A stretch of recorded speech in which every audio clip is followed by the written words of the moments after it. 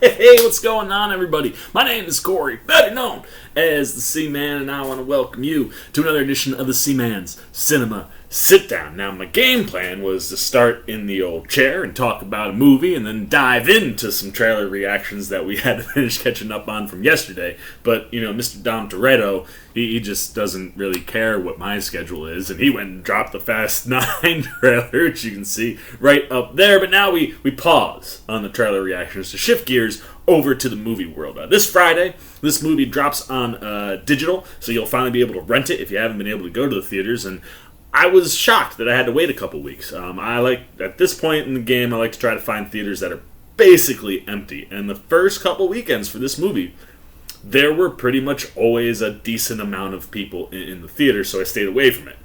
Finally got a chance over the weekend to slip into an early show where there were no people, theater was empty, and oh my goodness, Bob Odenkirk is a legitimate action hero. My dude kicks so much ass. What am I talking about? Why don't you pull up a chair, take a seat. We are getting ready to dive in, spoiler free, into Nobody. And like I said, man, I was blown away by Bob Odenkirk because he is a legitimate action hero. Now, I've been watching and following Mr. Odenkirk since Breaking Bad, where he played Saul, which of course then turned into Better Call Saul. And I'm a huge Odenkirk fan. The dude can do just about anything. Like, he's a phenomenal character actor, and there are very few roles that you could probably throw at Bob Odenkirk that he couldn't find some way to pull off in a way that's interesting or engaging. But if there was one genre where you were like, yo, Bob Odenkirk's gonna like try to be John Wick, I'd be like, no. Like, I love Bob Odenkirk, but Bob Odenkirk is not an ass kicker. Like this is not a dude that goes out and just cerebrally decimates people with his hands. Guess what? I was wrong. Because Bob Odenkirk decimates some people with his hands. Holy cow, is this movie so much fun. And for those that are unfamiliar, it has a very much a John Wick vibe to it. Bob Odenkirk's character, Hutch, settled down. He has a family, and his house gets broken into. And when his house gets broken into, it kind of wakes something up in him. And we find out that there was a past. He had a past. And wherever he came from, he kind of had to put that in the past in order to have a family. But, he's kind of at a place now where he's just a regular nobody. He doesn't seem to find the meaning that he wants in life. And after this break-in, much like John Wick, it sets him on a course to get, some sort of, not revenge, but like to right a wrong, like something that gets stolen from the house, he goes to try to get back, specifically something that is his daughter's. And going to do that is the first domino in a series of dominoes that leads Bob Odenkirk to just get right back in to that world that he clearly came from. Now, the movie doesn't really give us a solidified answer as to what his backstory is, so I think there are total possibilities for sequels here, and more Nobody action, and I'm telling you, I would be so about it, because Odenkirk blew me away in this movie. Now, he's got a pretty good supporting cast around him, but this one is pretty much just all Odenkirk. And the other thing that I love, besides the action sequences, which we'll touch on briefly, is how real everything looks and feels. The movie goes to some pretty ridiculous places, specifically toward the end, and some of the action in and of itself is just insane. But it is all grounded, very much like John Wick, where it's like, the biggest thing that I think you could take away from this movie that's similar to John Wick is the fact that the things that happen to Bob Odenkirk's character, Hutch, have an impact on him throughout the rest of the movie. Like, my dude gets his ass kicked while he is kicking ass, right? Like, he doesn't do it flawlessly, man. Like, he is taking some legitimate shots. I mean, just look at the poster. Like, you got dudes beating him up, man, just fists flying like crazy. And those have significant impacts to Odenkirk. And that's the thing that even when, some of the action starts to get kind of crazy, grounds you, because homie gets hurt. But oh, does he do so much more hurting than him being hurt in this movie.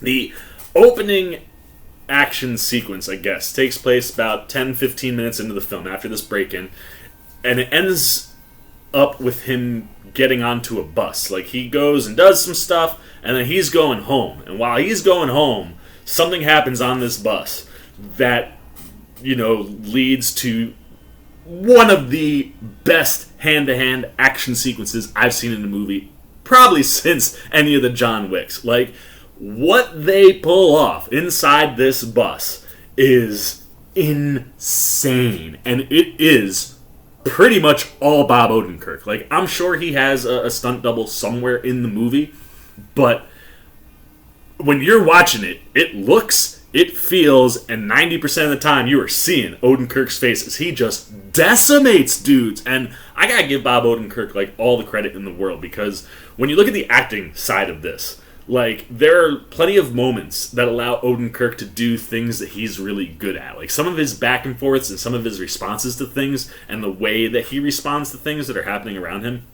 every once in a while, he's just able to give you pure Odenkirk gold on the performance side, inside the context of the story. But my dude committed to the action, man. I mean, one, he is in shape. It's the best shape I have ever seen Odenkirk in anything. And he committed to the choreography. And what's cool is, like, it's not like John Wick level, choreography, where, like, this is some young guy who can do all these crazy things. Like, Odenkirk's a little bit of an older dude. And the way in which he fights and the way in which he gets in and out of the different situations that he's in play to somebody of Odenkirk's age. And he still does some absolutely insane things. But, like, a lot of the things that he does, he's when he's outmatched or going up against somebody bigger, like, he has to kind of improvise. And the way that he improvises and delivers all that stuff, like, it makes sense and is believable. Like, when you're watching it, I mean, it's obviously believable because you're watching it on screen. You're like, yeah, that's actually happening right now. And the choreography is just insane. Like I said, that opening bus sequence, I mean, it's not the opening. It's like 10, maybe 15 minutes into the movie, maybe 20. But, like, that first big action set piece in the movie, like, really just kind of sets the bar. And it just goes from there. And every time Odenkirk goes out to do some more ass-kicking stuff, it just steps up. And, I mean, you get all the way to the finale, and you're just like, there's nothing that they didn't ask Odenkirk to do in this movie. I mean, he's got guns, he's got fists, he's got just regular, everyday household objects that he can get his hands on. Like, it was a lot of fun to watch Bob Odenkirk step into the realm of something like John Wick or The Equalizer. The Equalizer, I think, is another one that you can totally get vibes of here, specifically in the way he can use his environment around him. That's something that Denzel and that series has done so well. And same with John Wick. I mean, John can do anything he wants in any environment, use what's around him, not use what's around him. But Odenkirk, surprised. I was honestly surprised how seamlessly Odenkirk and this movie Nobody could slide into that genre of movies where, like, you have this kind of seemingly everyday kind of normal guy, right? Like, he's a nobody, and he's got some history that makes him somebody, and it's a lot of fun to watch Hutch go on this journey. And like I said, Odenkirk just crushes. Now, the rest of the cast, for the most part, is just there because you have to have a cast there. Alexei Suryakov, who plays Yulian, he kind of ends up being like the main bad guy in the movie. He's pretty solid in what he's asked to do. You got Connie Nielsen, who plays Hutch's wife. Like, she's fine, but, like, his family is very minimal to the movie. The only two people I really feel like you need to call attention to in this film are the RZA, who plays Harry Mansell, who is someone else who comes from Odenkirk's past, and they kind of communicate over radio. And Mansell is always trying to keep Odenkirk from straying away. Like, we stopped doing this stuff for a reason. Like, don't go back into it. Don't let this thing that's going on trip you that way. And naturally, once Odenkirk starts to go down that road, eventually the RZA gets pulled in, and you get to see some cool action with him. We know the RZA is no stranger to action and fighting choreography, and they give him some fun stuff. And there's a really cool sequence toward the end where, like, you have him, Odenkirk, and this one other actor all kind of working together for that big finale sequence, which is awesome.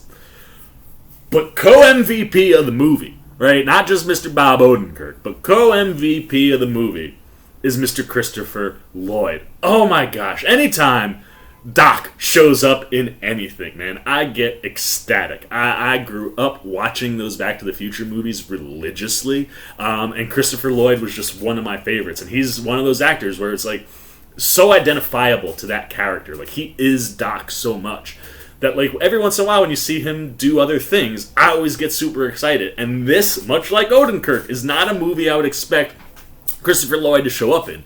And they get... Look, Christopher Lloyd, he's got some years on him. And he certainly probably can't do and move in the ways that he used to. But they find ways to give him some action for that finale, where him, RZA, and Bob Odenkirk are all working together.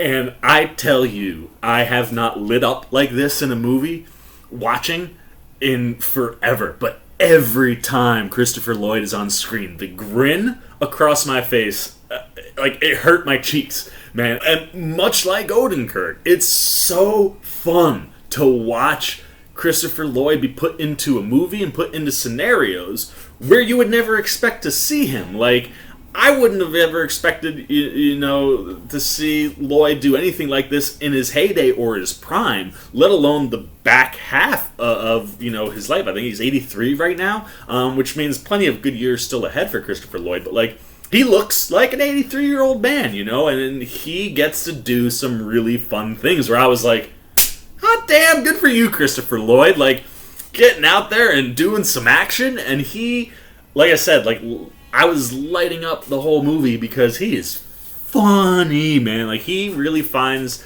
a way to bring some levity to the movie, to kind of lighten it here and there and give you those moments where, like, you either smile or you cheer or you laugh. And he's great in the whole thing. And the combination of, because he plays Hutch's father,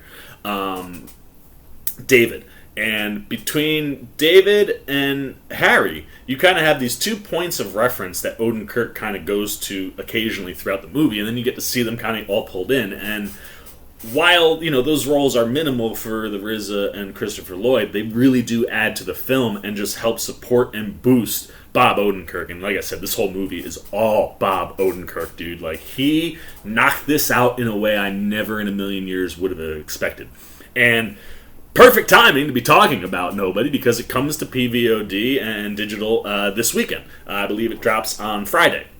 You'll be able to finally rent it and see it where you normally see digital things. So, good time to be talking about Nobody, but that's all of my thoughts, man. All my non-spoiler, spoiler-free thoughts on Nobody are right there for you. I love this movie. Odenkirk blew me away, and I want more of it. Like, give me this all day, every day. But the real question is, what are you thinking, man? Have you had a chance to go out to the theater and check out Nobody? Is this something that you're going to check out this weekend when it drops, where you can stream it in your own house and kind of see it? If you did see it, what'd you think? Were you surprised? Were you impressed? Did you like the movie? Did you not like the movie? And like I said, if you haven't seen it and you've been waiting for it to come out to streaming this weekend, is this a movie that you're interested in? Or is this just something that, because I dropped it, I've gone and enticed you? Is this something you want to check out and take a look at? I definitely highly recommend Nobody. If you're a fan of action movies, specifically the John Wick franchise, you will love this movie. It's so much fun. So leave all your thoughts and comments, good, bad, and different, about Nobody down below in the comments section. Look forward to talking to you down there. As always, if you enjoyed this video, please give me a thumbs up. And if you're new, you want to come hang out the old Seaman anytime we're talking movie, TV, trailers, you just want to show a little love, support because you dig what I'm doing over here, then come join C-Maniac Nation by jumping over there, hitting that subscribe button, hit that little bell if you want those alerts. And until next time, for the C-Man's Cinema, sit down. I've been the C-Man. I'm signing off. Peace. Oh, hey, what's going on?